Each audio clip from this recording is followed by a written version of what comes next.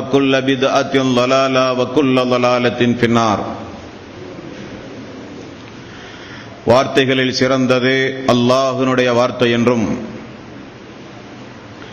வழிகாட்டுதலில் சிறந்தது நபிகள் நாயகம் ஸல்லல்லாஹு அலைஹி வஸல்லம் அவர்களுடைய வழிகாட்டுதல் என்றும், காரியங்களில் மிக மிக கெட்டது மார்க்கங்களில் பித்அத்துகளை உண்டாக்குவது, ஒவ்வொரு பித்அத்தான காரியங்களும் வழிகேடுகள், வழிகேடுகள் அனைத்தும் உங்களை நரகில் கொண்டு போய் சேர்க்கும் என்று நபிகள் நாயகம் ஸல்லல்லாஹு அலைஹி வஸல்லம் அவர்கள் தங்களுடைய ஒவ்வொரு சொற்பொழிவின் துவக்கத்திலும் இந்த மனித சமுதாயத்திற்கு நினைவுறுத்தியதை, சிறப்புமிக்க ரமலானுடைய மாதத்தில் அல்லாஹ்வினுடைய ஆலயத்தில் வந்தமர்ந்து கேட்டுக்கொண்டிருக்கின்ற, இல்லங்களில் அமர்ந்து கேட்கிற வாய்ப்பை பெற்றிருக்கின்ற அனைத்து சகோதர சகோதரிகளுக்கும் தாய்மார்களுக்கும் அல்லாஹ்வினுடைய ரசூலுடைய அந்த நபிமொழியை உங்களுடைய சிந்தனையில் ஆரம்பமாக நினைவுபடுத்தி எனது உரையை ஆரம்பம் செய்கிறேன். இணை வைத்தல், பித்அத்துகள், அனாச்சாரங்கள், மூட பழக்க வழக்கங்கள், சடங்கு சம்பிரதாயங்களை விட்டும் அமல்களை பாழாக்கி மறுமை நாளில் நரகத்திற்கு அழைத்து செல்லுகின்ற அனைத்து தீய எண்ணங்கள், நடவடிக்கைகளை விட்டும் நம் எல்லோரையும் அல்லாஹ் காப்பாற்றி அல்லாஹ்வினுடைய மார்க்கத்தில் சொல்லப்பட்ட சட்டதிட்டங்களுக்கு ஏற்ப நம்முடைய வாழ்வை நாம் அமைத்து மரணிக்கும் பொழுது உண்மை முஸ்லிமாக மரணித்து மறுமை நாளில் நல்லவர்களோடு அல்லாஹ் நம் எல்லோரையும் எழுப்பி சொர்க்கத்தில் நபிகள் நாயகம் ஸல்லல்லாஹு அலைஹி வஸல்லம் அவர்களோடு நம் அனைவர்களையும் அல்லாஹ் ஒன்று சேர்ப்பானாக. அன்பிற்கும் பாசத்திற்கும் உரிய தாய்மார்களே, சகோதரர்களே, பெரியோர்களே, சிறப்புக்குரிய இந்த ரமலானுடைய மாதத்தில்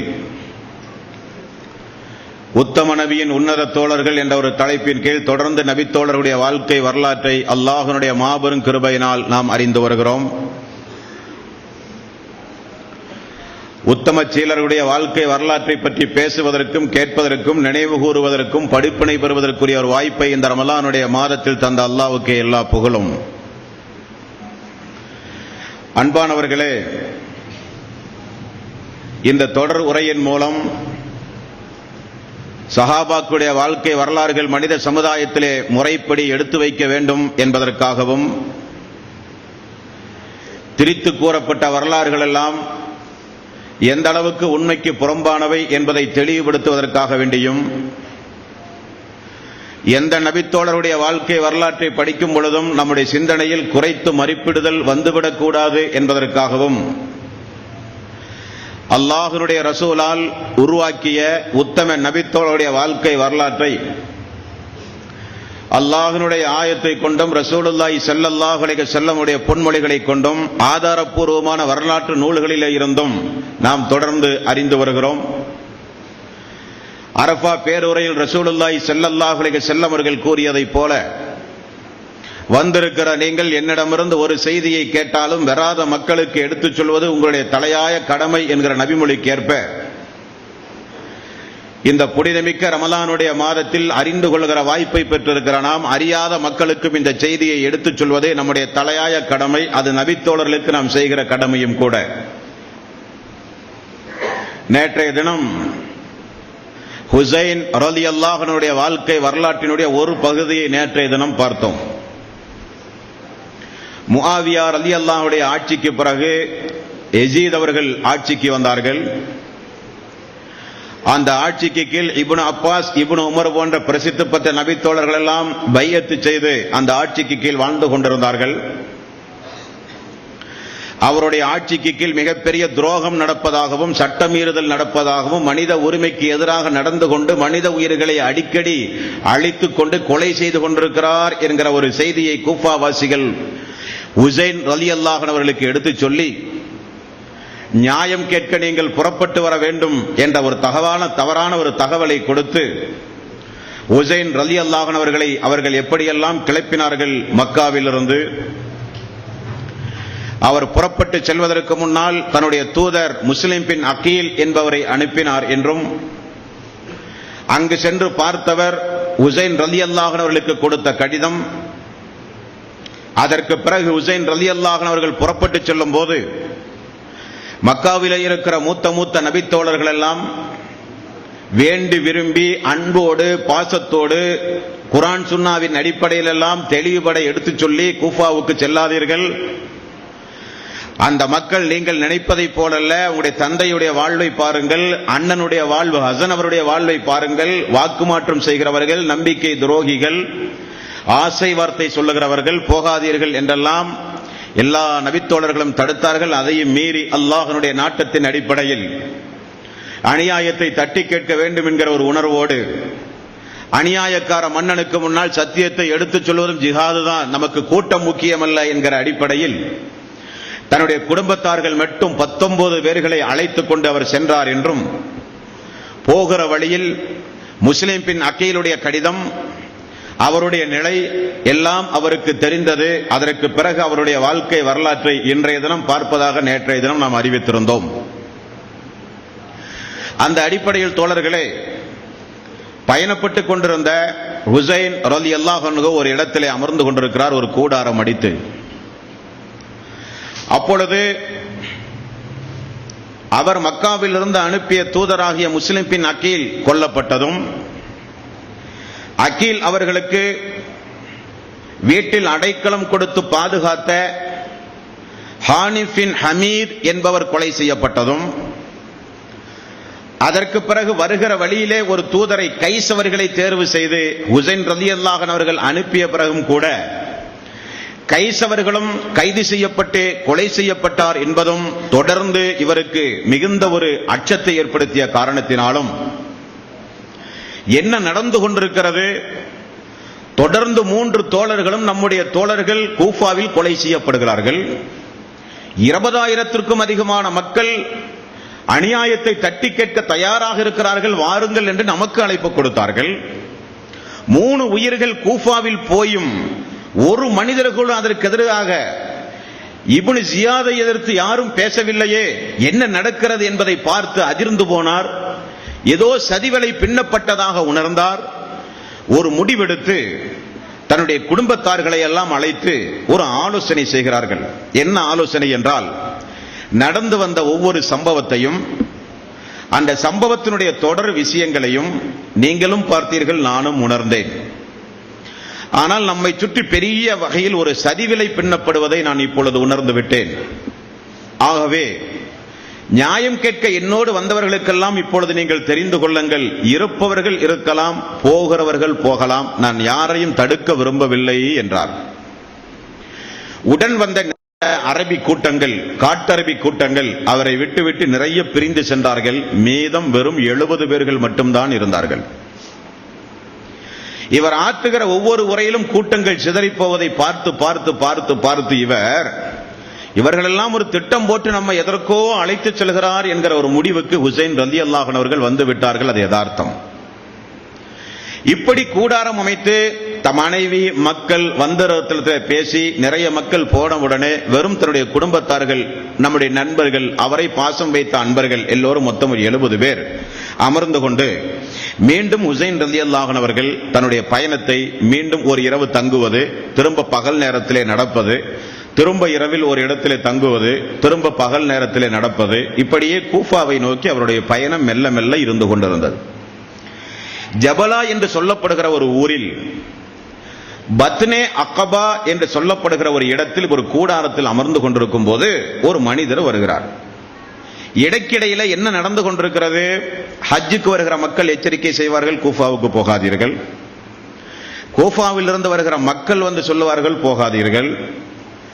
நீங்கள் எதற்காக வேண்டி இங்கே வந்து அமர்ந்திருக்கிறீர்கள்? நான் கூஃபாவுக்கு போகாதீர்கள், நிலைமை மோசமானது. இப்படி நிறைய அன்பர்கள், ஹுசைன் ரலியல்லாஹு அன்ஹு அவர்கள் அல்லாஹ்வுடைய ரசூலுடைய பேரன் என்பதற்காக வேண்டியும் அந்த குடும்பத்தை நேசித்த மக்கள் யாரும் இவருக்கு ஆலோசனை சொல்ல தயங்கியதே கிடையாது. வாய்ப்பு கிடைக்கிறவர்கள் எல்லாம் ஆலோசனை சொன்னார்கள். இந்த இடத்திலே பாருங்கள், ஒரு தோழர் வருகிறார். நீங்கள் எல்லாம் யார் என்று விசாரிக்கிறார். நாங்கள் தான் இந்த காரியத்திற்காக வேண்டி வந்தவர்கள், கூஃபாவுக்கு போயிருக்கிறோம், நான் தான் ஹசன் என்று சொன்னார். ஹசன் ரலியல்லாஹு அன்ஹு சொல்லி முடித்தவுடனே தொழுகிறார், ஒலு செய்கிறார், குர்ஆன் ஓதுகிறார், அழுது கொண்டே அல்லாஹ்விடத்திலே பிரார்த்தனை செய்கிறார். வந்தவர் சொல்லுகிறார், கூஃபாவுடைய நிலைமை ஏதாவது உங்களுக்கு தெரியுமா என்று கேட்கிறார். தெரியாது என்று சொல்கிறார். இப்னு ஜியாதினுடைய ராணுவம் பெரிய அளவில் பலத்தோடு கூஃபாவிலே உள்ளது. உங்களை யாரெல்லாம் ஆதரிக்க வேண்டும் என்று சொன்னார்களோ எல்லோரும் இப்பொழுது பொருளாதாரத்திற்காக அதிகாரத்திற்காக பயந்துவோ எல்லோரும் இன்றைக்கு இப்னு ஜியாதை ஆதரித்துத்தான் அங்கே வாழ்ந்து கொண்டிருக்கிறார்கள். யாரும் உங்களுக்கு எந்த வகையான ஆதரவும் கொடுக்க மாட்டார்கள். யாரும் எதிர்ப்பு குரல் கூட கொடுக்க தயாராக இல்லை. வந்த வழியே திரும்பி போங்கள் என்று சொல்ல, நான் வெறுமனே யாருடைய வார்த்தையும் நம்பி வரவில்லை, பாருங்கள் எனக்கு எவ்வளவு தபால் போட்டிருக்கிறார்கள் என்று சொல்லி அந்த 150 தபாலையும் எடுத்து காட்டுகிறார். வந்தவர் சொல்வதை சொல்லிவிட்டேன், அதுக்கு அடுத்தது உங்களுடைய விருப்பம் என்று சொல்லி அவரும் செல்ல, திரும்ப மறாவது நாள் அதே போல அவர் தன்னுடைய மக்களோடு சேர்ந்து பயணம் செய்து ஜுஹசம் என்று சொல்லப்படக்கூடிய ஒரு இடத்தில் அதே போல இரவிலே கூடாரம் அடிக்கும் போதுதான் எதிரிலே ஒரு 1000 பேர் கொண்ட ஒரு படையை முதலிலே பார்க்கிறார் ஹுசைன் ரலியல்லாஹு அன்ஹு. இதுவரை அவருடைய பயணத்தில் தனிநபர்கள் வந்து சொல்லுவது, 2 பேர் வந்து சொல்லுவது, வியாபார கூட்டம் வந்து சொல்லுவது, இதைத்தான் அவர் எதிர்பார்த்து கொண்டே இருந்தார். நாட்கள் மெல்ல மெல்ல நகர கூஃபாவை நெருங்க திடீரென தனக்கு முன்னால் ஒரு பகலிலே எழுந்து பார்க்கும்போது ஒரு கூடாரம், வெளியே குதிரைகள் கட்டப்பட்டிருக்கின்றது. ராணுவ அதிகாரிகளைப் போல, ராணுவ நடவடிக்கைக்குரியவர்களைப் போல கொஞ்சம் பேரை பார்க்கிறார்கள்.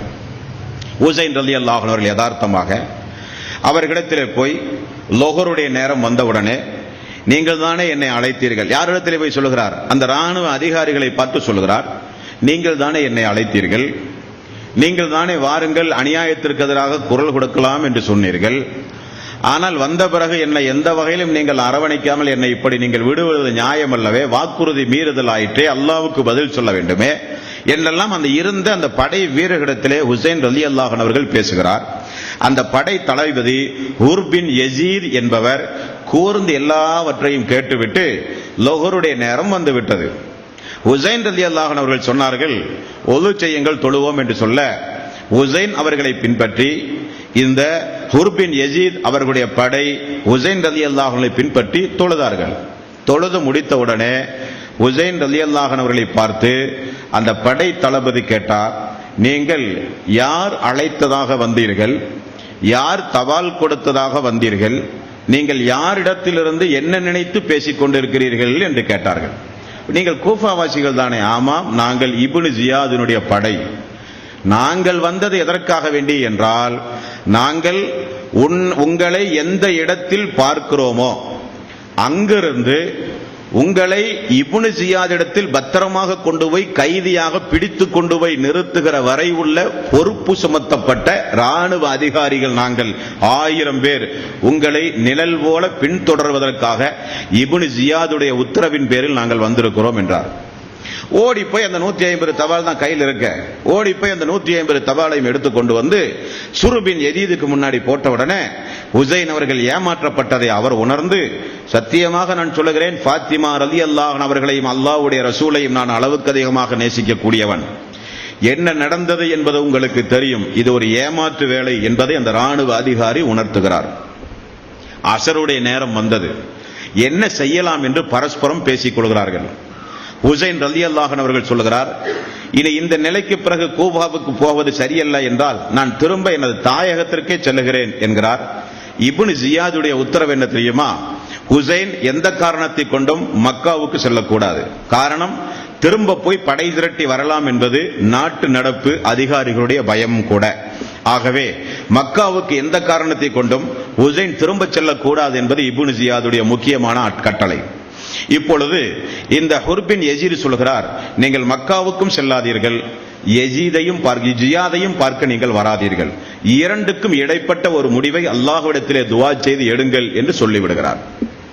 அவர் போகிற இடங்களில் எல்லாம் இந்த ஹுர் பின் யஸீத் பின்தொடர்ந்து சென்று பாதுகாப்பு என்கிற பெயரிலும் அவருடைய நடவடிக்கையை கண்காணிப்பது என்கிற அடிப்படையிலும் நாட்டு ஆட்சியாளர்களுக்கு கட்டுப்பட்டு அவர் தன்னுடைய பணியை செய்து கொண்டு மெல்ல மெல்ல அவரை பின்தொடர்ந்து சென்று கொண்டே இருக்கிறார். ஹுசைன் அவர்களும் மக்காவுக்கும் செல்லாமல் கூஃபாவுக்கு செல்கிற நிலையையும் மாற்றி அவர் தன்னுடைய பாதையை வேறு பகுதியை நோக்கி மெல்ல மெல்ல நகர்த்தி கொண்டிருக்கிறார். அப்பொழுதுதான் பனி மக்காத் என்று சொல்லப்படுகிற ஒரு இடத்தில் கூடாரம் அமைத்து அவர் இருக்கும் பொழுதுதான் உபைதுல்லா பின் சுர் ஐப் என்கிற ஒரு தோழரை அவர் பார்த்து விடுகிறார். அவரோடு கொஞ்சம் காலையில் எழுந்து பார்த்தால் அங்கு ஒரு புது கூடாரம்.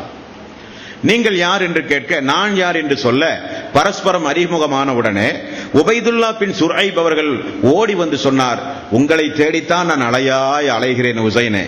நான் இப்னு ஜியாதுக்கு கூட தெரியாமல் கூஃபாவிலே இருந்து நான் எனது நண்பர்களோடு வியாபாரத்திற்கு வருவதைப் போல எல்லாம் சுத்தி திரிந்து நான் இன்றைக்கு இரவிலே தங்கி காலையிலே வேறு பக்கம் போவோமே என்று இருக்கும் போதுதான் அல்லாஹ் தஆலா உங்களை என்னுடைய கண்ணிலே காட்டியிருக்கிறான். எந்த காரணத்தை கொண்டும் நீங்கள் கூஃபாவுக்கு வரக்கூடாது என்று சொல்வதற்காகத்தான் நண்பர்களாகிய நாங்கள் எல்லோரும் சேர்ந்து வியாபார குழு பயணமாவதைப் போல பயணமாகி அதிபருக்கு கூட தெரியாமல் நாங்கள் இங்கே வந்து அமர்ந்து கொண்டிருக்கிறோம். ஆசனையை தயவு செய்து எனது ஆலோசனையை கேளுங்கள் என்று சொல்ல அவரிடத்திலும் நடந்த விஷயங்களை எல்லாம் எடுத்து சொல்லுகிறார் உசைன் அவர்கள். இவரும் தன்னுடைய தன்னிலை விளக்கத்தை கொடுக்கிறார். இருந்தாலும் உசைன் ரலியல்லாஹு அன்ஹு அவர்களுக்கு இறுதியாக சொன்னார்கள், கூஃபா செல்லுவது உசிதமல்ல. அப்ப உசைன் அவர்கள் சொல்கிறார்கள், நீங்கள் எனக்கு ஆதரவாவது தருங்களேன். ஆதரவெல்லாம் தர முடியாது, என்னை எதிர்க்காமல் இருங்கள். எதிர்க்க மாட்டேன். ஆதரவும் இல்லை, எதிர்ப்பும் இல்லை. காரணம், இப்னு ஜியாதுடைய ராணுவ வலிமை உங்களுக்கு தெரியாது. இப்னு ஜியாதுடைய ராணுவ வலிமை உங்களுக்கு தெரியாது. மூர்க்கத்தனமானவன் எடுத்த காரியத்தை சாதிக்காமல் விடமாட்டான். இப்படியே பேசிக் கொண்டிருக்கும் போது தைலமி என்று சொல்லக்கூடிய ஒரு கோத்திரத்திற்கு எதிராக இப்னு ஜியாத் ஒரு படை அனுப்ப வேண்டிய நிர்பந்த சூழ்நிலைக்கு தள்ளினான். காரணம், அவர்கள் அவருடைய ஆட்சியின் கீழ் கட்டுப்பட மாட்டோம் என்று சொல்லி குழப்பங்கள் விளைவித்து போர் செய்ய தயார் என்கிற ஒரு நிலை தைலமி என்று சொல்லக்கூடிய ஒரு கோத்திரத்திலே உருவாகிறது. இப்னு ஜியாதுக்கு ரெண்டு பிரச்சனை. இதுவரை இப்னு ஜியாதுக்கு தான் அனுப்பிய ராணுவ படை உசைன் அவர்களை சந்தித்து விட்டது என்கிற செய்தி இதுவரை இப்னு ஜியாதுக்கு தெரியாது. இப்னு ஜியாத் தைலமி கூட்டத்தை எதிர்த்து ஒரு தோழருடைய தலைமையில், உமர் பின் சாத் என்கிற ஒரு தோழருடைய தலைமையில் பெரிய ஒரு ராணுவ படையை அனுப்புகிறார். அனுப்பி அந்த ராணுவ படை சென்ற உடனே இப்னு ஜியாதுக்கு தகவல் வருகிறது, உசைனை நம்முடைய படை சந்தித்து விட்டது என்கிற தகவல் வருகிறது. உடனே இப்னு ஜியாத் உமர் பின் சாத் அவர்களை அனுப்பிய படையை, தைலமி குலத்திற்கு எதிராக அனுப்பிய படை இப்னு ஜியாத் திரும்ப உடனே வர சொல்லி உமர் பின் சாத் அவர்களை பார்த்து சொல்கிறார், உசைன் வந்துவிட்டார், இந்த இடத்தில் இருக்கிறார், அவருக்கு எதிராக நீங்கள் போய் இந்த படைபலத்தோடு போய் நின்று கொண்டு கைது செய்து என்னிடத்தில் அழைத்து வர வேண்டும் என்று அனுப்புகிறார். இந்த உமர் பின் சாத் எந்த அளவுக்கு ஒரு இரையச்சம் உள்ளவர் பாருங்கள். அப்படிப்பட்ட இப்னு ஜியாத் இடத்தில் கூட தெளிவாக சொல்கிறார், உசைன் அவர்களை எதிர்த்து ஒரு துரும்பு கூட என்னால் அசைக்க முடியாது, நான் போக முடியாது என்று சொல்லிவிட்டார். இதை இப்னு ஜியாத் எதிர்பார்க்கவில்லை. ஒரு படையினுடைய தளபதி ஒரு கவர்னரை எதிர்த்து இந்த அளவுக்கு பேசுவதா என்று சினம் கொண்டான். அப்படியானால் உனக்கு இருந்த அனைத்து கவர்னர் பொறுப்பையும், ஒரு 4-5 இடத்தில் அவர் கவர்னர், அனைத்து பதவியையும் நீ இழக்க வேண்டிய சூழ்நிலை வரும் என்று எச்சரிக்கிறார். யோசித்து பதில் சொல்கிறேன் என்று உமர் பின் சாத் அவர்கள் சொல்லுகிறார். 2 நாள் பொறுத்து மீண்டும் உரையாடல் நடக்கிறது. சரி, நான் செல்லுகிறேன். அப்படியானால் உமர் பின் சாத் அவர்கள் எப்பொழுதும் கொஞ்சம் புத்தி சாதுர்த்தியம் உள்ளவர். அவர் சொல்லுகிறார், கூஃபாவில் இருக்கிற நான் சொல்லுகிற முக்கியமான தலைவரை எல்லாம் என்னோடு நீ அனுப்ப வேண்டும். இவருடைய திட்டம் என்ன? அனுப்பி கொண்டு போய் உசைனுக்கு இப்படியெல்லாம் வாக்கு கொடுத்து இந்த அப்பாவி மனிதரை அங்கிருந்து இங்கே கொண்டு வந்து ஒரு கொலைக்களத்திலே கொண்டு வந்து நிறுத்திவிட்டீர்களே என்று உணர்த்துவதற்காக கூஃபாவில் இருக்கிற முக்கியமான தலைவர்களை என்னுடைய படைக்கு நீ அனுப்ப வேண்டும் என்று இப்னு ஜியாத் இடத்திலே சொல்ல, இப்னு ஜியாத், நான் சொல்லுகிற உத்தரவைத்தான் நீ கேட்க வேண்டும், நீ சொல்லுகிற ஆளை எல்லாம் அனுப்ப முடியாது என்று சொல்ல, இந்த பாவிகள் ஏதோ ஒரு சரித்திட்டம் தீட்டிவிட்டார்கள் என்பதை உணர்ந்து உமர் பின் சாத், நானே தளபதியாக இருந்த நானே போகிறேன் என்று சொல்லி அவரும் உசைன் ரலியல்லாஹு அன்ஹு அவர்கள் இருக்கிற இடத்திற்கு வந்து விட்டார்கள். தோழர்களே, இப்பொழுது பாருங்கள், உமர் பின் சாத் ரலியல்லாஹு அன்ஹு அவர்கள் எதிரிலே இருக்கிறார். எதிரிலே கூடாரம் அமைத்து உசைன் ரலியல்லாஹு அன்ஹு இருக்கிறார். கண்ணிலே பார்த்து விட்டார் உமர் பின் சாத். தன்னுடைய படையில் இருக்கிற அஜ்ரா பின் கைஸ் என்று சொல்லப்படுகிற ஒரு மனிதனை அழைத்து, அவர் எந்த நோக்கத்திற்காக வேண்டி வந்திருக்கிறார், அவருடைய நோக்கம் என்ன என்று போய் வா என்று தனது தூதராக அனுப்ப அஜ்ரா பின் கைஸை அழைக்கிறார். அஜ்ரா பின் கைஸ் அவர் வந்து என்ன சொல்கிறான்னு தெரியுமா? நாங்கள் தான் அவரையே கடிதம் கொடுத்தே வர சொன்னோம் என்கிறான். நாங்கள் தான் கடிதம் கொடுத்தே வர சொன்னோம். அட பாவிகளை, ஏன் இப்படிப்பட்ட ஒரு துரோகத்தை செய்தீர்கள்? சரி, வேறு யாராவது போறீர்களா? எல்லோரும் சொன்னார்கள், நாங்கள் தான் செய்தோம், நாங்கள் தான் செய்தோம், எல்லோரும் சொன்னார்கள். அதில் ஒரு நல்ல மனிதர் குர்ரா பின் சாத் என்கிற ஒரு நல்ல மனிதர் உமர் பின் சாத் அவர்களை நான் போகிறேன் என்று சொல்லி போய் அவரிடத்திலே தன்னை அறிமுகம் செய்து வந்த நோக்கத்தை கேட்க, அந்த ஹுசைன் ரலியல்லாஹு அன்ஹு அவர்கள் அவரிடத்தில் நடந்த சம்பவங்களை எல்லாம் எடுத்து சொல்லி, நான் இந்த உமர் பின் சஅத் இடத்திலே பேச வேண்டும் என்று ஹுசைன் சொல்ல, இருவரும் பேசிக் கொள்கிறார்கள். என்ன பேசுகிறார்கள்? 2 நிபந்தனை. ஒன்று, வந்த வழியிலேயே நான் திரும்ப போகிறேன், அல்லது யசீதை நான் பார்த்து எனது நிலை குறித்து நான் விளக்க வேண்டும், எனக்கு அனுமதி தாருங்கள் என்று சொல்லுகிறார். போர் செய்கிற நோக்கத்திலோ கிளர்ச்சி செய்கிற நோக்கத்திலோ நான் வரவில்லை, வேண்டாம் என்று கொஞ்சம் எச்சரிக்கையும் துணியிலும் ஹுசைன் அவர்கள் சொல்லுகிறார். இவருக்கு ஒரே சந்தோஷம், அல்லாஹு தாலா இந்த ஹுசைன் அவர்களை எதிர்த்து போர் செய்வதிலே இருந்து நம்மை காப்பாற்றினானே என்று மிகப்பெரிய ஒரு சந்தோஷத்தோடு இவர் என்ன செய்கிறார்? ஹுசைன் இடத்தில் அபிப்பிராயம் கேட்பது, அவர் சொல்லுகிற அபிப்பிராயத்தை இப்னு ஜியாத் இடத்திலே சொல்லுவது, இப்படியே காலதாமதம் செய்து கொண்டிருக்கிறார். யாரு? இந்த உமர் இப்னு சஅத் ரலியல்லாஹு சஅத் அவர்கள். இந்த காலதாமதத்தின் மூலமாவது கொஞ்சம் வெறுப்பு கோபதாபதம் கொஞ்சம் ரிலாக்ஸ் ஆகி கொஞ்சம் மனமாற்றங்கள் ஏற்பட்டு ஏதோ நல்ல முடிவுகள் வருமே என்பதற்காக வேண்டி இவர் சொன்ன தகவலை உடனே அனுப்புகிறார். தொலைபேசியில் தானே, போய்த்தானே சொல்லிக் கொண்டு வரணும். வாரம் ஆகலாம், 5 நாள் ஆகலாம், 10 நாள் ஆகலாம். போய் வருகிறார்கள். போய் வந்த உடனே அங்கிருந்து இப்னு ஜியாதுடைய பதில் வருகிறது, எதிர்த்து கிளர்ச்சி செய்வது அவருடைய நோக்கம் இல்லை என்றால் அவர் உடனடியாக யசீத் அவர்களுக்கு அவர் பைஅத் செய்யட்டும், பைஅத் செய்தால் அவரை நீங்கள் அவருடைய வழியிலே விட்டு விடுங்கள் என்று இப்னு ஜியாதும் சொல்லிவிடுகிறார். யசீத் அவர்களிடத்திலே பையத்து செய்ய வேண்டும் என்கிற நிலைப்பாடு ஹுசைன் அவர்களுக்கு கிடையாது. நியாயம் கேட்க வேண்டும், அநியாயம் கேட்க வேண்டும், அநியாயம் இழைப்பதை ஒருபோதும் பார்த்துக் கொண்டு நபியினுடைய குடும்பத்தார்கள் இருக்க மாட்டார்கள் என்பதை உணர்த்தத்தான் அவர் புறப்பட்டு வந்தார். இந்த ஒப்பந்த விதிமுறை அவரை ஒரு காலம் கட்டுப்படுத்தவில்லை. ஹுசைன் ரலியல்லாஹு அன்ஹு பையத்தெல்லாம் செய்ய முடியாது என்று திட்டவட்டமாக கூறிவிட்டார். இந்த உமர் பின் சஅத் இவர் வழி இல்லாமல் என்ன செய்வது என்று யோசித்துக் கொண்டிருக்கும் போது மீண்டும் இப்னு ஜியாதிடமிருந்து ஒரு தகவல் வருகிறது. அவர் இப்பொழுது ஏதாவது நீர்நிலைகளை சுற்றி, ஆறுகளை சுற்றி, குளங்களை சுற்றி அவர் இருந்தால் உடனே அந்த நீர்நிலைகளை நீங்கள் முற்றுகையிட்டு விட வேண்டும், குடிப்பதற்கு கூட தண்ணீர் கொடுக்க கூடாது. காரணம், உஸ்மான் ரலியல்லாஹு அன்ஹு அவர்கள் கொலை செய்யப்படும் போது கிணறை வாங்கி தந்தேனே உங்களுக்கு, எனக்கு நீர் அருந்த விடாமல் என்னை கொலை செய்கிறீர்களே என்று எப்படி துடிதுடித்து இறந்தாரோ அதே போல இந்த பனு ஹாசிமுக்கு ஒரு பாடம், பனு ஹாசிம் குடும்பத்தார்களுக்கு ஒரு பாடம் புகட்ட வேண்டும். நல்லவர், சொர்க்கவாசி, அவருக்கு தண்ணீர் கூட கொடுக்காமல் மதீனாவில் முற்றுகையிட்டு எப்படி அவரை பழிக்கு பழி கொலை வாங்கினார்களோ இந்த பனு ஹாசிம் குடும்பத்தார்கள் அவர்களுடைய குடும்பத்தில் இருக்கிற இவருக்கும் தண்ணீர் கொடுக்க கூடாது என்ற உத்தரவு வர உமர் பின் சஅத் அவர்கள் 500 படை வீரர்களை கொண்டு போய் அந்த நதியை சுற்றி நிறுத்தி விடுகிறார். தலைமைக்கு கட்டுப்பட வேண்டுமே என்பதற்காக நல்ல சூழலை உருவாக்க தினசரி அவர் முயற்சி செய்து கொண்டே இருக்கிறார். ஒரு நல்ல மனிதரும் கூட அவர். இப்படி அவர் அப்படியே முயற்சி செய்து கொண்டிருக்கும் போது முஹர்ரம் 7வது நாள் மீண்டும் தண்ணீர் கூட தனக்கு கிடைக்காத ஒரு சூழ்நிலையை முடிந்தவுடனே மீண்டும் இந்த உமர் பின் சஅத் இடத்திலே ஹுசைன் ரலியல்லாஹு அன்ஹு அவர்கள் மீண்டும் ஒரு பேச்சுவார்த்தை நடத்துகிறார்கள். 3 கோரிக்கையை முன்வைக்கிறார். அதில் ஆரம்பத்தில் சொன்ன 2 கோரிக்கை, அல்லது நான் மரணம் வரை போராட வேண்டிய சூழ்நிலை வரும் என்று சொல்கிறார். யசீதை பார்க்க வேண்டும், ஊர் திரும்ப வேண்டும். ஊர் திரும்புதல் என்பது மக்காவுக்கு தானே தவிர வேறு எங்கும் செல்ல மாட்டேன், நான் ஊர் திரும்ப வேண்டும், ஊர் திரும்ப அனுமதி கொடுங்கள், இல்லாவிட்டால் சாகும் வரை நான் போராடுவேன் என்கிறார். இந்த 3 விஷயங்களையும் திரும்ப யசீதிடத்திலே சமீர் என்று சொல்லப்படுகிற ஒருவருடைய கையிலே தபாலை கொடுத்து அனுப்புகிறார். யசீத் இப்னு ஜியாத் அங்கிருந்து மீண்டும் ஒரு ஆணை பிறப்பிக்கிறார். ஆணை பிறப்பது மட்டுமல்ல, இவர் வீண் காலதாமதம் செய்து ஹுசைனை எப்படியாவது காப்பாற்றி விடுவார் என்பதை தெரிந்தவுடனே படைக்குள்ளேயே உளவு படையை இப்னு ஜியாத் உருவாக்கி உமர் பின் சஅத் அவர்களையும் கண்காணிக்க சொல்கிறார். இந்த நிலைக்கு பிறகு உமர் பின் சஅத் மீண்டும் சமரச முயற்சி, கடிதம், தூதுவர் என்றெல்லாம் இருந்தால் அவரையே கொன்று விடுங்கள் என்று சொன்ன செய்தி உமர் பின் சஅத் அவர்களுக்கு எட்டி விடுகிறது. உடன் இருக்கிற நண்பர்கள் சொல்லிவிட்டார்கள், இப்னு ஜியாதுடைய முடிவு இப்படி இருக்கிறது என்று. மீண்டும் ஹுசைன் அவர்கள் இருக்கிறார், இங்கே இவர்கள் இருக்கிறார்கள். மீண்டும் மிக கடுமையான கடைசி கட்ட ஒரு ஒப்பந்த பேச்சுவார்த்தை நடக்கிறது.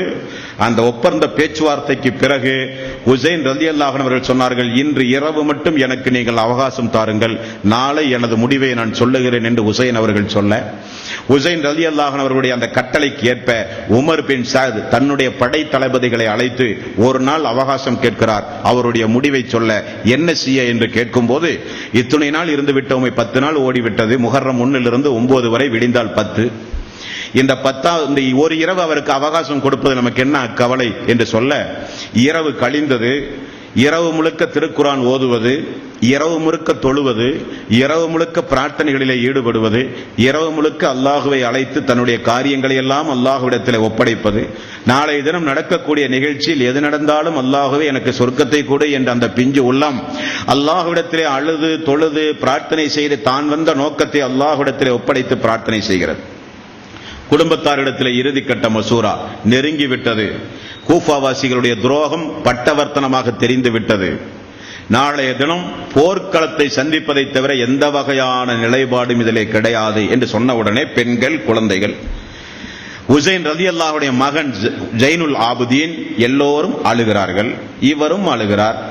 பெண்களுடைய அழுகை கொஞ்சம் கூடுதல் ஆனவுடனே பரிதாபப்பட்டு சொல்லுகிறார், மக்காவிலிருந்து புறப்படும் பொழுது இப்னு அப்பாஸ் சொன்னாரே, பெண்களை அழைத்து செல்லாதே, குழந்தைகளை அழைத்து செல்லாதே என்று சொன்னாரே, அவருடைய பேச்சையும் மீறி நான் அழைத்து வந்து விட்டானே, இன்றைக்கு என்னுடைய மூளையை மழுங்கடிக்கிற விதத்தில் நீங்கள் அழுது இப்படியெல்லாம் நீங்கள் கூப்பாடு போடுகிறீர்களே, இப்னு அப்பாஸ் அப்பொழுதே சொன்னாரே பெண்களை கூட்டி செல்லாதே, சிறுவர்களை கூட்டி செல்லாதே என்று இப்னு அப்பாஸ் அப்பொழுதே சொன்னாரே என்று உணர்த்துகிறார்.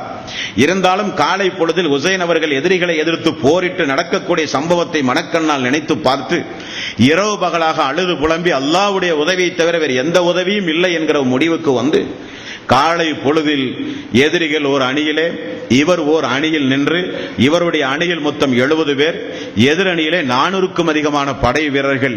நினைத்து பார்க்கவே சங்கடமான ஒரு சூழ்நிலை. காலை பொழுதில் போர் படை தளபதிகள் எல்லாம் சரி செய்து உமர் பின் சாத் ரலியல்லாஹுடைய தாடி நினையக்கூடிய அளவுக்கு அழுகிறார். அதிலும் குறிப்பாக அவருடைய படையில் இருக்கிற எல்லோரும் சொன்னார்களா இல்லையா, நாங்கள் தான் தபால் போட்டு வர சொன்னோம், நாங்கள் தான் அவரை ஆசை வார்த்தை சொன்னோம், எல்லாரும் சொன்னார்ல. அதில் யாருமே உசைன் ரலியல்லாஹுவை எதிர்த்து அம்பெய்வதற்கு கூட எல்லோரும் பயந்தார்கள். பயம் என்பது படை பலத்தை வைத்தல்ல, யாரை எதிர்த்து என்ன இன்றைக்கு செய்ய போகிறோம் என்கிற ஒரு மனக்குழப்பம் இவர்களுக்கு ஏற்பட்டது. ஆனால் இப்னு ஜியாதுடைய உத்தரவு என்ன, பத்திரமாக அவரை பிடித்து என்னிடத்திலே கொண்டு வந்து ஒப்படைக்க வேண்டும், நாம் அவரை அழைத்து யசீதிடத்திலே கொண்டு போக வேண்டும் என்பது அவருடைய உத்தரவு. நிலைமை மோசமானது. யசீதை தவிர இப்னு ஜியாதை பார்க்கிற ஒப்புதல் எனக்கு கிடையாது, பையத் என்பது கிடையாது என்கிற அகாரசாரமான விவாதம் அங்கே முற்றி போனவுடனே கைது செய்ய வந்தவர்களுக்கு அது நிர்பந்தமான ஒரு சூழ்நிலையில் தாக்குதல் நடத்த வேண்டிய நிலைக்கு ஆளாகிறார்கள். காலை பொழுது நீர் அருந்தாமல் ஒரு நாள் ஃபுல்லாக இருந்த காரணத்தினால் காலை பொழுதில் தன்னுடைய குதிரையை எடுத்து அந்த நதியை நோக்கி அவர் செல்லுகிறார். 500 படை வீரர்கள் அங்கே நிற்கிறார்கள். அந்த படை வீரர்களையும் தாண்டி உள்ளே போய் தண்ணீர் குடிக்கும் போது அவருடைய முதுகுப்புறம் வழியாக ஒரு அம்பு பீரிட்டு வந்து பாய்ந்து முதுவை தாக்கி விடுகிறது. அம்பை எடுத்துக்கொண்டு கூடாரத்திற்கு வந்தவுடனே தாக்கப்பட்டதை பார்த்து குடும்பங்களும் அவரோடு இருந்தவர்களும் திரும்ப தாக்க தொடங்கினார்கள். இப்படி போர் நடந்து கொண்டிருந்தது. உக்கிரமமான தாக்குதல். எல்லோரையும் தாக்கினார்கள். ஹசன் அவர்களை மட்டும் தாக்குவதை எல்லோரும் பயந்தார்கள். என்ன பயம் என்றே சொல்ல இயலாது. அல்லாஹ்வுடைய நாட்டமும் கூட. ஆனால் கொலைகாரர்கள் உஸ்மான் ரலியல்லாஹு அன்ஹு அவர்களை கூட கொண்டார்கள் கோட்டைக்குள் புகுந்து. ஆனால் இந்த அல்லாஹ்வுடைய ரசூலுடைய பேரக்குழந்தை ஹுசைன் ரலியல்லாஹு அன்ஹு அவர்களை கொல்லுவதிலே மட்டும் அவருடைய உள்ளத்தில் என்ன திடுக்கத்தை அல்லாஹ் ஏற்படுத்தினானோ தெரியவில்லை. இருந்தும் கூட கல்லஞ்சக்காரன், இஸ்லாமிய துரோகி என்றுதான் வரலாற்று ஆசிரியர்கள் சொல்கிறார்கள். படைக்குள் எதிர்ந்து புகுந்து அவருடைய கையை வெட்டினான், கழுத்தை வெட்டினான், குற்றுயிரும் கொலை உயரமாக கிடந்தார். இறுதியில் அவருடைய உடம்பை சுற்றி உமர் இப்னு சாத் அவர்கள் படையினுடைய தளபதி பாதுகாப்பு கொடுத்தார். இருந்தும் அவருடைய கையையும் மீறி, காரணம் இப்னு ஜியாதுடைய கட்டளை, விட்டால் அவரையே கொன்று விடுங்கள், உமர் பின் சாத் அவர்களை தேவைப்பட்டால் கூட கொன்று விடுங்கள் என்று சொன்ன உடனே தளபதியுடைய கட்டுப்பாட்டை ராணுவ அதிகாரிகள் மீறுகிறார்கள். அவர்களுக்குள்ள குழப்பங்கள் ஏற்படுகிறது, கட்டுப்பாடு மீறப்படுகிறது. உசைன் ரலியல்லாஹு அன்ஹு அவர்கள் கொலை செய்யப்பட்டார். உசைன் ரலியல்லாஹு அன்ஹு முஹர்ரம் 10வது நாள் அவருடைய தலை துண்டிக்கப்பட்டது. அந்த தலை துண்டிக்கப்பட்ட அந்த உடல் உறுப்பை எடுத்துக்கொண்டு போய் அவர் இறந்த செய்தியை ஊர்ஜிதப்படுத்துவதற்காக வேண்டி கொண்டு போய் செய்கிற ஒரு பழக்கம் இருந்தது.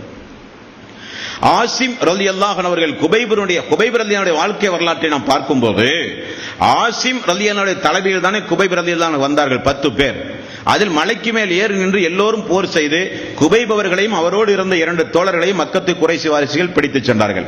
ஆசிம் கொலை செய்யப்பட்டார்.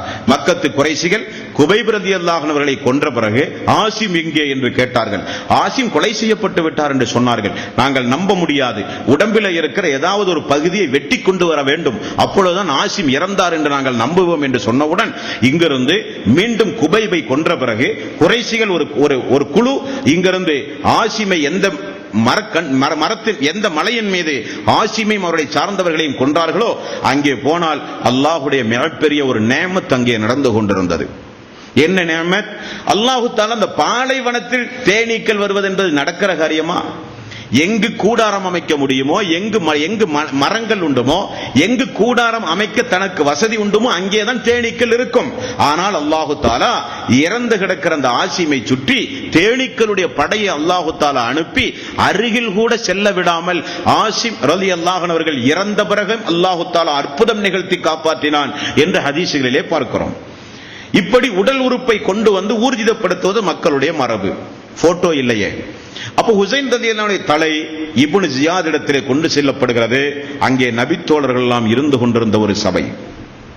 பார்த்த உடனே நபித்தோழர் இந்த ஹுசைன் ரலியல்லாஹு குடும்பத்தார்கள், பெண்கள், அவருடைய மகன் எல்லோரும் இப்னு ஜியாதுக்கு முன்னால் அழைத்து செல்லப்படுகிறார்கள்.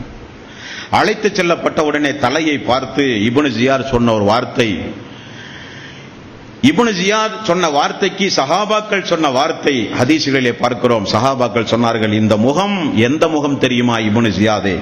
அல்லாஹ்வுடைய ரசூல் நபிகள் நாயகம் ஸல்லல்லாஹு அலைஹி வஸல்லம் உலகத்தினுடைய 2 சொர்க்கத்து மலர்கள் என்று சொன்னார்களே அந்த முகம் இந்த முகம்.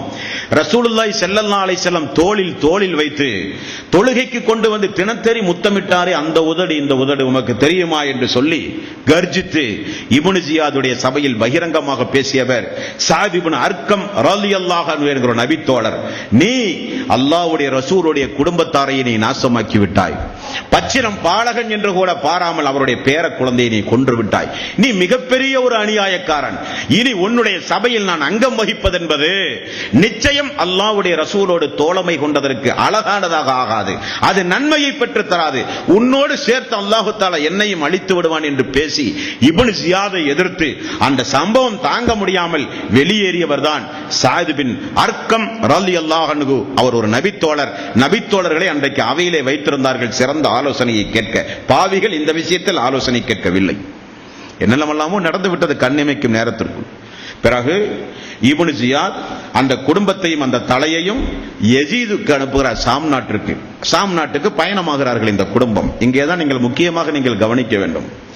ஷாம் நாட்டுக்கு அந்த போரிலே பங்கெடுத்த ஒருவனை தளபதியாக்கி இந்த ஜமாத்தோடு இந்த குடும்பத்தில் இருக்கிற இறந்து போனவர்களை தவிர மீதமுள்ளவர்களை ஹுசைன் அவருடைய மகன் ஜைனுல் ஆபிதீன், ஹுசைன் அவருடைய சகோதரிகள் எல்லோரையும் அழைத்து கொண்டு போகிறார்கள். போகும்போது இந்த படை தளபதி அழைத்து செல்கிற படை தளபதிக்கு உள்ளே பெரிய ஒரு சந்தோஷம். இப்படிப்பட்ட மிகப்பெரிய ஒரு வெற்றியை நம்முடைய அதிபருக்கு ஈட்டுக் கொடுத்த காரணத்தினால், கலீஃபாவுக்கு ஈட்டுக் கொடுத்த காரணத்தினால் நமக்கு நிறைய பரிசுகளும் வெகுமதிகளும் கிடைக்கும் என நினைத்து யஸீதுடைய கோட்டைக்குள் புகுந்து யஸீத் அவர்களுடைய அந்த மாளிகைக்குள் நுழைந்து எல்லோரும் அமருகிற அந்த அரசவை கூட்டங்கள் கூட்டப்பட்டவுடனே அங்கே கொண்டு போய் தலையை கொண்டு போய் வைத்தவுடனே யஸீத் அவர்கள் சொன்ன வார்த்தை சுபஹானல்லாஹ். யஸீத் அவர்களை ஹுசைன் அவர்களுக்கு எதிரியாகவும் அவர்தான் கொன்றார் என்றும் கொடுமைக்காரன் என்றும் இஸ்லாமிய சகோதரர்கள் கூட பாடல்கள் பாட தவறியது கிடையாது. வரலாறு திருத்தி சொல்லப்பட்ட காரணத்தினால் பார்த்தவுடனே சொன்னார், யஸீதை இப்னு ஜியாதை அல்லாஹ் தஆலா நாசமாக்குவானாக. இந்த சம்பவத்தை பார்க்க வைத்த அவனை அல்லாஹ் தஆலா அழிவை கொண்டு நாசமாக்குவானாக. தன்னால் நியமிக்கப்பட்ட ஒரு கவர்னராக இருந்தும் கூட இந்த செயலை செய்கிற அதிகாரம் உனக்கு கிடையாது என்று சொல்லி சபித்தார். பெண்கள் நடந்த சம்பவங்களை எல்லாம் எடுத்துச் சொல்ல முனைந்த போது அவர்களுடைய பட்டினி, அவருடைய கோரச் சம்பவம், அழுக்குபடிந்த ஆடை அனைத்தையும் பார்த்தார் யஸீத் அவர்கள். காரணம், ஹசன் அவர்கள் இருக்கும் போதே ஹுசைன் அவர்களையும் அவருடைய குடும்பத்தார்களையும் அழைத்து வந்து இவருடைய குடும்பத்தோடு சேர்ந்து ஒரு நட்புறவை ஏற்படுத்திவிட்டுத்தான் ஹசன் அவர்கள் மரணித்திருந்தார்கள். அந்த குடும்பத்து பெண்கள் எல்லாம் பார்த்த உடனே பதறி போனார்கள். உங்களுக்கா இந்த நிலைமை என்று சொல்லி அந்த யசீத் அவர்கள் தனது மனைவி இருக்கிற அறைக்கு பெண்களை எல்லாம் அழைத்து சென்று குளிப்பாட்டி நறுமணங்கள் பூசி புத்தாடை அணிய வைத்து நல்ல நல்ல உணவுகளை கொடுத்து கண்ணியத்தோடு நடந்த விஷயம் என்னவென்று கேட்க பெண்கள் எல்லாம் சொன்னார்கள், நிபந்தனை விதித்தார் உசைன் உங்களை பார்க்க வேண்டும் என்று. ஆனால் இப்னு ஜியாத் அவருடைய படை எந்த நிபந்தனையும் ஏற்கவில்லை. எங்களை அடித்தார்கள், எங்களை கேவலப்படுத்தினார்கள், இப்படியெல்லாம் போர்கள் மூண்டது, இப்படியெல்லாம் அவர் கொலை செய்யப்பட்டார், குடிப்பதற்கு தண்ணீர் கொடுக்காத நிலைமை எல்லாம் அந்த பெண்கள் வர்ணித்தார்கள். உசைன் அவர்களுடைய மகன் ஜெயினுல்லாபுதீனை அருகிலே வரவழைத்தார், தோளிலே கை வைத்தார். யசீத் அவர்கள் சொன்னார்கள், அல்லாஹ்வின் மீது சத்தியமாக மகனே நான் சொல்லுகிறேன், நான் அந்த போர்க்களத்தில் இருந்தால் எனக்கு ஒரு மகன் இருந்து அந்த மகனை இழந்துதான் ஹுசைனை காப்பாற்ற வேண்டும் என்கிற ஒரு நிலை இருந்தால் கூட நான் அதை செய்திருப்பேன். இவருக்கும் இவருடைய இந்த கொலைக்கும் எனக்கும் எந்த சம்பந்தமும் கிடையாது. நீங்கள் சாட்சி, அல்லாஹ் சாட்சி. இப்னு ஜியாதை அல்லாஹு தஆலா சவிப்பானாக, நாசம் கொண்டு பிடிப்பானாக என்றெல்லாம் அந்த பிஞ்சு உள்ளம் உசைன் அவருடைய மகன் ஜெயினுல்லாபுதீன் அவர்களுக்கு ஆறுதல் சொன்னார் யசீத் அவர்கள். அந்த குடும்பத்துடைய பார்வையே மாறி போய்விட்டது. அவர்கள் நினைத்தார்கள் யசீது தான் கொலை உத்தரவை பிறப்பித்தார் என்று, யசீதுடைய படைதான் இத்தனையும் செய்தது என்று. ஆனால் யசீத் அவர்கள் நேர்மாறாக நடந்த சம்பவத்திற்கு வருத்தம் தெரிவித்து இப்னு ஜியாதை கண்டித்து சபித்து பேசியதை எல்லாம் பார்த்தார். நுஅமான் பின் பஷீர் ரலியல்லாஹு அன்ஹு சிறந்த நபித்தோழர் அங்கே இருந்தார். அந்த நபித்தோழர் சொன்னார், ஏற்கனவே அவர்தான் கூஃபாவுக்கு கவர்னராக இருந்தார் ஆரம்ப காலகட்டத்தில். அந்த நுஅமான் பின் பஷீரை அங்கிருந்து நீக்கம் செய்து தன்னுடைய அந்தரங்க செயலாளராக வைத்து எல்லா ஆலோசனையும் நுஅமான் பின் பஷீரிடத்திலே கேட்பார். நுஅமான் பின் பஷீரே, என்ன செய்யலாம், இதற்கு பெண்கள் வந்திருக்கிறார்கள், குழந்தைகள் வந்திருக்கிறார்கள், என்ன செய்யலாம் என்றும் போது நுஅமான் பின் பஷீர் அல்லாஹ்வுடைய ரசூலிடத்திலே பாடம் பெற்ற நபித்தோழர் அல்லவா, அவர் சொன்னார், இப்படிப்பட்ட ஒரு நிலையை பெண்கள் குழந்தைகள் ஏழ்மை நிலையோடு இப்படிப்பட்ட பரிதவிக்கின்ற ஒரு நிலையோடு அல்லாஹ்வுடைய ரசூல் உயிரோடு இருக்கும் போது இப்படி வந்தால் அல்லாஹ்வுடைய ரசூல் என்ன முடிவெடுப்பாரோ அந்த முடிவை நீங்கள் எடுங்கள் என்று சொல்ல கண்ணியம் கொடுத்தார், பாதுகாப்பு கொடுத்தார், மன்னிப்பு கேட்டார். நடந்ததற்கும் எனக்கும் எந்த சம்பந்தமும் இல்லை என்று சொன்னார். வருத்தம் தெரிவித்தார், உங்களுடைய குடும்பம் வேறு, எனது குடும்பம் வேறு அல்ல. எனது தந்தை அல்லாஹ்வுடைய ரசூலுடைய தோழர், எனது தந்தை முஆவியா. நீங்கள் அல்லாஹ்வுடைய ரசூலுடைய பேர குழந்தைகளுடைய சந்ததிகள். நீங்கள், உங்களுக்கும் எனக்கும் எந்த குரோதம் கிடையாது, எண்ணத்தை மாற்றுங்கள் என்று சொல்லி தங்க வைத்து ஆறுதல் சொல்லி பரிசுகள் கொடுத்து அன்பளிப்புகளை வாரி வாரி கொடுத்து ஒரு போர் தளபதியை அழைத்து அவர்களை மக்கா வரை பத்திரமாக கொண்டு போய் விட வேண்டும் என வழி அனுப்பி கொடுத்தார்கள். ஒருவருடைய பாதுகாப்பில் குதிரைப்படை சூழ மக்கா வரை உசைன் ரலியல்லாஹு அன்ஹுடைய குடும்பம் பத்திரமாக சென்றது. சென்றவுடன் பெண்கள், ஹுசைன் அவர்களுடைய மகன் ஜெயினுல் ஆபிதீன் எல்லோரும் வந்து பாதுகாப்புக்கு வந்த அந்த ஒரு பாதுகாப்பு அதிகாரிக்கு தன்னிடத்தில் இருக்கிற கழுத்தில் இருக்கிற மாலை காப்புகள் எல்லாம் கலட்டி, இதை தவிர நீங்கள் பாதுகாப்பாக எங்களை கொண்டு வந்து கண்ணியமான அடிப்படையில் இரவில் தூங்கும் போது தூரமாக சென்று விடுவார். பெண்கள் ஏதாவது இரவில் தூங்கும் போது மிக தூரமாக செல்லுவார். இடைக்கண்ணால் தவிர நேரடியாக பார்க்க மாட்டார். அப்படிப்பட்ட நல்ல அதிகாரியுடைய தலைமையில் அந்த குடும்பம் பத்திரமாக மக்கா போய் சேர்ந்தது. நன்றி கடனாக பரிசுகளை கொடுத்தார்கள். அதிகாரி சொன்னார், இந்த குடும்பத்திற்கு அல்லாஹ்வுக்காக இந்த நன்றி கடன் செய்யவாவது எனக்கு ஒரு வாய்ப்பு கிடைத்ததே என்று சொல்லி அவர் மீண்டும் யசீதுடைய சாம் நாட்டுக்கு திரும்பினார் என்று நாம் பார்க்கிறோம் தோழர்களே. ஆனால் இறப்பதற்கு முன்னால் இந்த ஹுசைன் ரலியல்லாஹு அன்ஹு, அல்லாஹ்வே இவர்களை நீ கணக்கெடுத்துக் கொள் என்று குபைப் ரலியல்லாஹு அன்ஹு அவர்கள் எப்படி பிரார்த்தனை செய்தார்களோ அதே போல இவரும் பிரார்த்தனை செய்தார். பிரார்த்தனையினுடைய விளைவு என்ன தெரியுமா?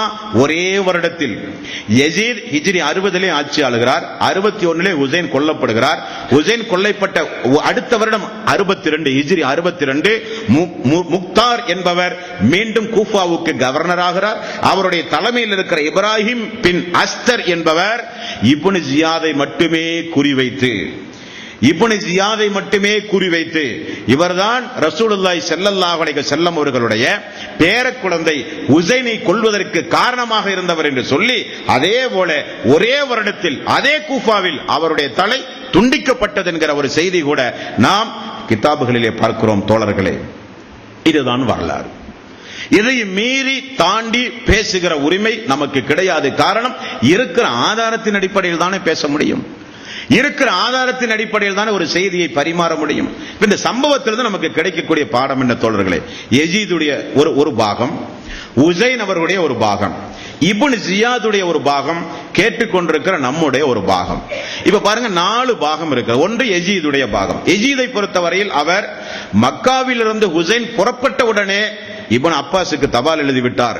ஹுசைன் மக்காவிலிருந்து புறப்பட வேண்டாம் என்று தடுத்து நிறுத்துங்கள், கூஃபாவாசிகள் ஏமாற்றி விடுவார்கள் என்று தபால் எழுதினார். உண்டாரா இல்லையா? எழுதினார். இப்னு அப்பாஸ் தபாலை கொண்டு போய் காண்பித்தார். ஆரம்பத்திலேயே தடுத்து நிறுத்தினார் யசீத். இப்னு ஜியாதுக்கு போட்ட உத்தரவு, கிளர்ச்சி செய்தல் கூடாது, எதிராக படைபலத்தை திரட்டக்கூடாது, ராணுவம் போர் என்று உள்நாட்டு புரட்சி வராமல் பாதுகாக்கத்தான் இப்னு ஜியாதுக்கு கட்டளையிட்டார். இப்னு ஜியாதுடைய ஆரம்ப கட்டளை கூட அதுவாகத்தான் இருந்தது. பிடித்து வாருங்கள், யசீதிடத்திலே பையத்து செய்ய சொல்லுங்கள் என்றுதான் இருந்தது. வார்த்தைகள் கடினமானது, சூழ்நிலைகள் மாறியது. போனவர்களுடைய மனநிலை வேறு, இருந்தவர்களுடைய மனநிலை வேறு. ஒன்றும் கட்டுக்கோப்புகள் இழந்து ஒரு அசம்பாவித சம்பவம் நிகழ்ந்ததை தவிர யசீத் என்பவர் யார்? யசீத் என்பவர் யார்? ஒரு நபித்தோழருடைய மகன். குறிப்பாக சொல்ல வேண்டுமானால் ஒரு தாபிஈ. ரசூலுல்லாஹி ஸல்லல்லாஹு அலைஹி வஸல்லம் முதல் நூற்றாண்டு எனது நூற்றாண்டு சிறப்புக்குரிய நூற்றாண்டு, அடுத்த நூற்றாண்டு அதற்கு பிறகுள்ளவர்களுடைய நூற்றாண்டு என்று ரசூலுல்லாஹி ஸல்லல்லாஹு அலைஹி வஸல்லம் தாபிஈன்களுடைய நூற்றாண்டுகளை சொன்னார்கள். தாபிஈன்கள் இல்லாமல் ஹதீஸ் பாதுகாப்பாக நமக்கு கிடைக்காத தோழர்களே. அந்த தாபிஈன்களில் ஒருவர் தான் யசீத் என்பவர். அவர் மக்காவிலிருந்து புறப்படும் போதே தபாலை போட்டுவிட்டார். அந்த தலை துண்டிக்கப்பட்டு வந்தவுடனே தேம்பி தேம்பி அழுதார். உசைன் அவர்களோடு ஹிஜ்ரி 51ஆம் ஆண்டு கான்ஸ்டன்டினோபிளை எதிர்த்து போர் செய்யும் போது உசைன் அவர்களை தன்னோடு வைத்துக் கொண்டு இருவரும் சேர்ந்துதான் போர் செய்தார்கள். குடும்பத்தோடு வரும்பொழுதெல்லாம் முஆவியாவுடைய வீட்டிலே வைத்து தங்க வைத்து அழகு பார்த்தார் யசீத் முஆவியா அவர்கள். அது மட்டுமல்ல, அந்த குடும்பம் தலிதரித்து நிற்கும் போது, என்ன நடக்குமோ என்று இருக்கும் போது தன்னுடைய நிலைமையை விளக்கி ஆதரவு கொடுத்து மக்கா வரை பாதுகாப்பு கொண்டு போய் கொடுத்த இந்த யசீத் அவர்கள் குற்றவாளி அல்ல. குற்றவாளி என்றால் அல்லாஹ்விடத்தில் நாம் பதில் சொல்ல கடமைப்பட்டிருக்கிறோம். அவர் எந்த வகையிலும் இதற்கு குற்றவாளி அல்ல. வரலாறுகள் தெளிவாக உண்டு, ஹதீசுகள் தெளிவாக உண்டு. சியாக்கள் திட்டமிட்டு அலியவர்களை சார்ந்திருந்து அலியவர்களுடைய காலத்திற்கு பிறகு உருவான சியாவுடைய மிகப்பெரிய ஒரு சூழ்ச்சி தான் முஆவியா அவர்களையும் யசீத் அவர்களையும், ஏன் அபூபக்கர் சித்திக் அவர்கள், உஸ்மான், உமர், அலி போன்ற அலி அவர்களை தவிர மீதமுள்ள எல்லோரையும் காஃபிர் என்று ஃபத்வா கொடுத்தார்கள். கொலை செய்ய வேண்டும் என்று பேசினார்கள். யார்? அந்த சியாக்கள். அவர்களுடைய மறுபிறவி காரிஜியாக்கள். அதற்கு பிறகு கூஃபாவாசியுடைய சரித்திட்டங்கள் அனைத்தும் சேர்ந்த வடிவம்தான் இந்த குழப்பத்திற்கு காரணமே தவிர யசீத் அவர்கள் குற்றவாளி அல்ல என்பதை புரிந்து கொள்ள வேண்டும். சரி, எல்லா நபித்தோழர்களும் தடுத்தார்கள். இப்னு உமர் அவர்கள் தடுத்தார், இப்னு அப்பாஸ் அவர்கள் தடுத்தார்கள், அப்துர் ரஹ்மான் தடுத்தார், நாட்டிலே இருக்கிற மக்காவினுடைய கவர்னர் தடுத்தார். எல்லோரும் தடுத்த பொழுதும் உசைன் அவர்கள் ஏன் சென்றார்? அங்கே அவரை கொச்சைப்படுத்தி பேச முடியுமா? ஒரு 19 பேரை அழைத்து மிகப்பெரிய ஒரு படையை எதிர்த்து ஏன் இவர் சென்றார் என்று கொஞ்சம் தரந்தாழ்த்தி பேசுகிற உரிமை நமக்கு உண்டுமா? உரிமை கிடையாது. காரணம், அவர் சொர்க்கவாசி. அவருடைய உள்ளத்தில் இருந்ததெல்லாம் என்ன தெரியுமா? ஆட்சிக்கு மகன் வந்து விட்டார். மகன் ஆட்சிக்கு வந்ததை கூட மக்கள் ஏற்றுக்கொண்டார்கள் என்றால் ஏன் திட்டமிட்டவர் கூஃபாவாசிகளின் மீது கொடுமைகளை கட்டவிழ்த்து விடுகிறார்? நியாயம் கேட்க வேண்டும். நபர்கள் நமக்கு குறைவாக இருக்கிறார்கள், அதிகமாக இருக்கிறார்கள் என்பதல்ல. அக்கிரமக்கார மன்னனுக்கு முன்னால் எதிர்த்து அநியாயத்தை எதிர்த்து பேசுவது கூட ஜிஹாத் தானே. அது பெண்கள் இருந்தால் போதும், குழந்தைகள் இருந்தால் போதும், படைபட்டாலும் நமக்கு தேவையில்லை. பதிர்ப்போர் நமக்கு ஒரு படிப்பனை என்பதை உணர்ந்து அநியாயத்தை எதிர்த்து தட்டி கேட்க சென்ற உள்ளம்தான் அந்த உள்ளமே தவிர நாட்டில் புரட்சியோ குழப்பங்களையோ கலகங்களையோ ஏற்படுத்த வேண்டும் என்கிற எண்ணமில்லை. அங்கே அநியாயம் நடக்கிறது, அக்கிரமம் நடக்கிறது, கேட்க ஆளில்லையா என்று கூஃபாவாசிகளுடைய பசப்பு வார்த்தைக்கு மயங்கி போனார். வழியிலே தெளிவடைந்தார். திரும்ப வர முடியாத சூழ்நிலைக்கு ஆளானார். சூழ்நிலை கைதியாக மாறித்தான் உயிர் பறிபோகக்கூடிய சூழ்நிலை ஏற்பட்டதை தவிர அவருக்கு யசீதை பார்க்க வேண்டும், அவரிடத்தில் பேச வேண்டும், சமாதான முயற்சியை நான் மேற்கொள்ள வேண்டும் என்றுதான் சொல்லிக் கொண்டு இருந்தார். சொல்லிக் கொண்டு இருக்கும் பொழுதுதான் பாவிகள் அந்த எதிர் அணியிலே இருந்த அம்புகள் வைந்தது. எதிர்பாராத விதமாக போராக மாறியது. அந்த பச்சிலம் பாலகர் உசைன் ரலியல்லாஹு அன்ஹு அவர்கள் கொலை செய்யப்பட்டார் என்ற சம்பவத்தை நான் பார்க்கிறோம். அவரின் மீதும் குற்றம் அல்ல தோழர்களே. நம்முடைய பார்வை என்ன? நம்முடைய பார்வை என்ன? நம்முடைய பார்வையை பொறுத்தவரையில் அல்லாஹ்வுடைய ரசூலுடைய காலத்தில் அவர் உருவாக்கிய உத்தம சஹாபாக்கள் நிறைய பேர் இஸ்லாமிய மார்க்கத்திற்காக வேண்டி தன்னுடைய உயிரை மாய்த்திருக்கிறார்கள். தன்னுடைய உயிரை மாய்த்திருக்கிறார்கள். அல்லாஹ்வுடைய ரசூலால் வளர்த்தி ஆளாக்கிய மக்களே இல்லையே, ஆண் வாரிசே இல்லையே என்று தவித்துக் கொண்டிருக்கும் போதுதான் ஸைத் அவர்களை வளர்த்தி ஆளாக்கினார். எந்த ஸைத்? தாய் தகப்பன் வந்து அழைக்கும் பொழுது கூட உங்களோடு வரமாட்டேன், அல்லாஹ்வுடைய ரசூலோடு தான் இருப்பேன் என்று சொன்னவுடனே மக்காவினுடைய கஅபாவுக்கு அருகிலே போய் நின்று கொண்டு, ஏ ஸைத், நீ எனது வளர்ப்பு மகன் அல்ல, எனது மகன் என்று சொன்னார்கள் ரசூலுல்லாஹி ஸல்லல்லாஹு அலைஹி வஸல்லம். அவருடைய வாழ்க்கை வரலாற்றை பார்க்கும்போது தெரிந்தோமா இல்லையா? அந்த ஸைத் ரலியல்லாஹு அன்ஹு உஸைன் அவர்களாவது அல்லாஹ்வுடைய ரசூலுடைய மரணத்திற்கு பிறகு அல்லாஹ்வுடைய ரசூலை கண் எதிரே நடக்காத ஒரு சம்பவம். ஆனால் ஸைத் ரலியல்லாஹு அன்ஹு அல்லாஹ்வுடைய ரசூல் போர் தளபதியாக அனுப்பிய அதே காலகட்டத்தில் மதீனாவில் இருக்கும்போது அவர் கொல்லப்பட்டார் என்கிற செய்தி வந்தவுடனே எவ்வளவு அழுதார் அல்லாஹ்வுடைய ரசூல். உஹது போர்க்களத்தில் அல்லாஹ்வுடைய ரசூலுடைய பெரிய தந்தை ஹம்சா குற்றுயிரும் கொலை உயிருமாக உடம்புகள் சேதப்படுத்தப்பட்டு, இது போன்ற ஒரு கோரக்காட்சி என்னுடைய வாழ்வில் பார்த்ததே இல்லை என்று ரசூலுல்லாஹி ஸல்லல்லாஹு அலைஹி வஸல்லம் ஹம்சா அவருடைய உடலுக்கு முன்னால் தேம்பி தேம்பி அழுத சரித்திரத்தை நாம் மறந்துவிடக் கூடாது. முஸஅபுக்கு முன்னால் அழுத சம்பவத்தை மறந்துவிடக் கூடாது. நிறைய நாயக தோழர்களை, அல்லாஹ்வுடைய ரசூலுடைய தோழர்களை அல்லாஹ்வுடைய ரசூல் நிறையவே இழந்தார்கள். கண் முன்னே இழந்தார்கள், கண் எதிரே நடந்தார்கள், ஒரே போர்க்களத்தில் இழந்தார்கள். அந்த வரிசையில் ஒரு உயிர் இழப்பு தான் என்று பார்க்க வேண்டுமே தவிர, உஸைன் அவர்கள் கொல்லப்பட்டார் என்று கொஞ்சம் கூட ஆக்ரோஷம் கூடி கூட நாம் பார்த்துவிடக் கூடாது. எல்லா நபித்தோழர்களைப் போல இவரும் ஒரு நபித்தோழர், அல்லாஹ்வுடைய பாதையிலே ஷஹீதாகிவிட்டார். அல்லாஹ் தஆலா மறுமை நாளிலே ரசூலுல்லாஹி ஸல்லல்லாஹு அலைஹி வஸல்லம் அவர்கள் சொன்ன வாக்கிற்கு இணங்க ஆண்களுடைய தலைவர்களாக ஹசன் உஸைன் வருவார் என்று ரசூலுல்லாஹி ஸல்லல்லாஹு அலைஹி வஸல்லம் அவர்கள் சொன்னார்களே, அதுபோல அல்லாஹ் தஆலா சொர்க்கத்தை அவருக்கு கொடுப்பானாக, சொர்க்கத்தில் உயர்வான அந்தஸ்தை அவருக்கு கொடுப்பானாக. காரணம், ரசூலுல்லாஹி ஸல்லல்லாஹு அலைஹி வஸல்லம் அவர்கள் சொன்னார்கள், எனது தோழர்களை ஏசாதீர்கள், எனது தோழர்களை வெறுக்காதீர்கள், எனது தோழர்களை குறைத்து மதிப்பிடாதீர்கள். எனது தோழர்களை வெறுப்பது நிஃபாக்குடைய தன்மை, முனாஃபிக்குடைய தன்மை வந்துவிடும். எனது தோழர்களை நீங்கள் வெறுத்தால் அது என்னை வெறுத்ததை போல, என்னை வெறுத்தால் அல்லாஹ் வெறுத்து விடுவான், அல்லாஹ் வெறுத்தால் அல்லாஹ்வுடைய வேதனை உங்கள் மீது வந்துவிடும் என்றார்கள் ரசூலுல்லாஹி ஸல்லல்லாஹு அலைஹி வஸல்லம். சஹாபாக்கள் என்று எங்கெல்லாம் நமக்கு ஹதீஸ்களிலும் வரலாறுகளிலும் தென்படுகிறதோ உயர்வான எண்ணம் நம்முடைய பார்வையில் இருக்க வேண்டும். மாயிஸ் ரலியல்லாஹு அன்ஹு விபச்சாரம் புரிந்து மதீனத்து வீதியில் கல்லால் எறிந்து இஸ்லாமிய அடிப்படையில் மரண தண்டனை விதிக்கப்பட்ட ஒரு தோழர் மாயிஸ் ரலியல்லாஹு அன்ஹு. எப்படி வேண்டுமானாலும் நாவை அசைத்து நாம் பேசலாம். மதீனத்து தோழர், இஸ்லாத்திற்காக வேண்டி தியாகம் செய்தவர், ஒரு ஒழுக்கக்கேடான காரியத்தை செய்துவிட்டாரே என்று கூட பேசலாம். பேசினால் நான் ஈமானுடையவனாக ஆக மாட்டேன். ஆனால் அந்த ஹதீஸுடைய இறுதி வாசகம் என்ன? அவருடைய தௌபா. அத்துணை பேர் முன்னால் நாம் ஏமாற்றப்பட்டாலும் கேவலப்பட்டாலும் வரலாறு முழுக்க கியாமத் நாள் வரை மாயிஸ் விபச்சாரம் செய்தார் என்று மக்கள் வரலாற்றை படித்தாலும் சரி, நான் அல்லாஹ்விடத்திலே தௌபா செய்ய வேண்டும், சொர்க்கத்தில் அல்லாஹ் தஆலா மறுமை நாளில் என்னை கேவலப்படுத்தி விடக் கூடாது என்பதற்காக வேண்டி தௌபா செய்தார். கல்லடி வாங்கினார், இறந்தார். யார் ஜனாசா தொழுகை தொழுதார்? ரசூலுல்லாஹி ஸல்லல்லாஹு அலைஹி வஸல்லம் நின்று தொழுதார். விபச்சார குற்றத்திற்காக கல்லடி வாங்கி இறந்த ஒரு பெண்ணுக்கும் மாயிசுக்கும் ரசூலுல்லாஹி ஸல்லல்லாஹு அலைஹி வஸல்லம் ஜனாஸா தொழுகை தொழுதார். சஹாபாக்கள் கேட்டார்கள், விபச்சார குற்றத்திற்காக மரண தண்டனை வாங்கிய ஒருத்தருக்கு நீங்கள் எப்படி தொழ வைக்கலாம் யா ரசூலல்லாஹ், வேறு யாரும் இல்லையா என்று கேட்டபோது, வாயை மூடுங்கள், அவருடைய தௌபா இந்த மதீனாவில் இருக்கிற 40 பேருக்கு பங்கிட்டு கொடுத்தாலும் தீராது. மோசடிக்காரன் சொர்க்கம் செல்ல வேண்டுமானால் இவர்களுடைய தௌபா இருந்தால் தான் சொர்க்கம் செல்ல முடியும். இவர்கள் சொர்க்கவாசி என்றார்கள் ரசூலுல்லாஹி ஸல்லல்லாஹு அலைஹி வஸல்லம். பார்க்கிற பார்வை, படிக்கிற படிப்பு, கேட்கிற கேள்வி, நாம் புரிந்து கொள்கிற உணர்வு, அனைத்திலும் அல்லாஹ்வுடைய ரசூல் உருவாக்கிய உத்தம சஹாபாக்களுடைய பாகங்களை படிக்கும் போது கேட்கும் போது உள்ளத்தில் எந்த வகையிலும் குறைத்து மதிப்பிடுதல் வந்துவிடக் கூடாது. வந்துவிடுவது நியாயமல்ல. அல்லாஹ்வுடைய ரசூல் எச்சரித்தது என்பதை மீண்டும் மீண்டும் நான் ஞாபகப்படுத்துகிறேன். இதில் இன்னி ஒரு பாகம் கூட உண்டு. ஒவ்வொரு வருடமும் முஹர்ரம் மாதம் 10வது நாள் வந்தால் அந்த கர்பலா சம்பவத்தை நினைத்து நினைத்து நெஞ்சுகளிலும் மார்புகளிலும் அடித்து அடித்து அழுகிற ஒரு கூட்டம் உண்டு. இஸ்லாத்திற்கு வெளியே உள்ள கூட்டம் இருந்தாலும் முஸ்லிம்கள் அதற்கு எந்த வகையிலும் பாதிப்புக்கு உள்ளாகிவிடக் கூடாது. காரணம், ரசூலுல்லாஹி ஸல்லல்லாஹு அலைஹி வஸல்லம் ஒரு சம்பவம் நம்முடைய குடும்பங்களில் கணவன் மனைவி அல்லாமல் தாய் மரணித்தாலோ, குழந்தைகள் மரணித்தாலோ, சகோதரர்கள் மரணித்தாலோ, யார் மரணித்தாலும் துக்கம் என்பது அதிகபட்சம் 3 நாள் தான். துக்கம் என்பது அதிகபட்சம் 3 நாள் தான்.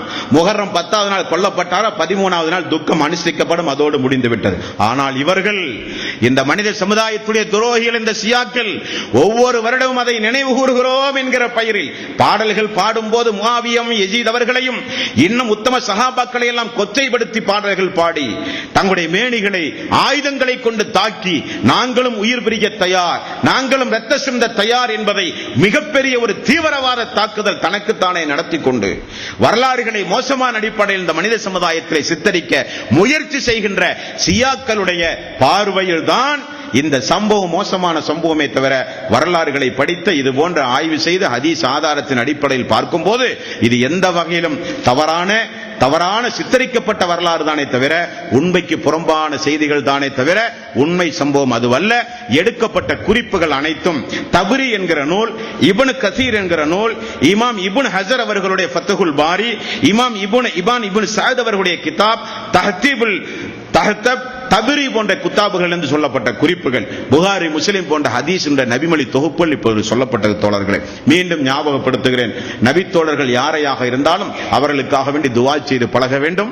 அவருடைய வாழ்க்கை வரலாறை கேட்கும் போது அல்லாஹ்வே அந்த சம்பவங்களில் யார் குற்றங்குறைகளை செய்திருந்தாலும் அதை நீ பெரிதுபடுத்தாமல் ஆரம்பத்திலேயே இஸ்லாத்திற்கு வந்த தியாகிகள் அவர்கள் இஸ்லாத்திற்காக வேண்டி தியாகம் செய்த காரணத்தினால் நாங்கள் இலகுவாக இந்த மார்க்கத்தை பெற்றிருக்கிறோம். யா அல்லாஹ், எங்களுக்கு முன்னால் மரணித்து போன ஈமான் கொண்டவர்களை பற்றி, எங்களுக்கு முன்னால் ஈமான் கொண்டு மரணித்து போன யாராக இருந்தாலும் சரி, மரணித்து விட்டார்களா, ஈமானோடு மரணித்து விட்டார்களா, அவர்களை குறித்து எங்களுடைய உள்ளத்தில் ஒரு வெறுப்புணர்வு, பகைமை உணர்வு எந்த வகையிலும் நீ ஏற்படுத்தி விடாதே யா அல்லாஹ் என்று அல்லாஹ்விடத்தில் பிரார்த்தனை செய்ய நாம் கடமைப்பட்டிருக்கிறோம். மிகச்சிறந்த ஒரு நபித்தோழரை பற்றி இன்ஷா அல்லாஹ் நாளை தினம் பார்க்கவிருக்கிறோம். அல்லாஹுவே ஆச்சரியப்படுகிற நபித்தோழர், அல்லாஹுவே வியந்த நபித்தோழர், ஜிப்ரீல் வியந்த நபித்தோழர், சஹாபாக்கள் எல்லாம் ஆச்சரியப்பட்டு அதிர்ந்த நபித்தோழர், ஒரு நபித்தோழர். அவருடைய வாழ்க்கை வரலாற்றை இன்ஷா அல்லாஹ் நாளை தினம் பார்ப்போம். வாஹிர் தௌவானா அனில் ஹம்துலில்லாஹி ரப்பில் ஆலமீன். சுப்ஹானக்கல்லாஹும்ம வ பிஹம்திக அஷ்ஹது அல்லா இலாஹா இல்லா அன்த அஸ்தக்ஃபிருக வ அத்தூபு இலைக்.